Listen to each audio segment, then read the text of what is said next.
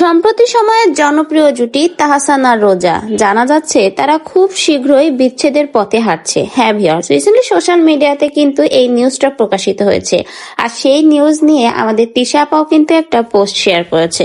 তো তিশার পোস্টটা পড়ে নিব, তার আগে বলে নিই, বেশ কয়েক মাস আগেই কিন্তু জানা গেছে তাহসান আর রোজার মধ্যে সম্পর্কের টানাটানি, তাদের সাথে সম্পর্ক ভালো যাচ্ছে না। এমনকি গত জুলাই থেকে তাহসান আর রোজা একসাথেও থাকছেন না। এরপর শেষমেশ সিদ্ধান্ত হলো তারা এখন নাকি বিচ্ছেদের পথে হাঁটছেন।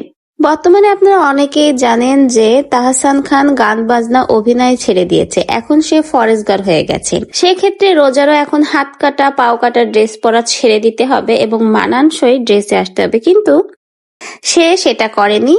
সে তার ক্যারিয়ার এবং তার পূর্বের অবস্থানেই রয়েছে, সে আগে যা করতো বর্তমানেও তাই করছে। এটা নিয়েই কিন্তু তাদের ভিতরে এই দূরত্ব সৃষ্টি হয়। শেষমেশ মনোমালিন্য থেকে আজকে এই বিচ্ছেদের পথে। তো এজন্যই বলে, যেহেতু আগের বার মিথিলাকে বিয়ে করে তাহসান ঠকে গিয়েছিল, সেক্ষেত্রে কিন্তু তাহসানের এবার একেবারেই ঠিক হয়নি পূর্বের ভুলটা।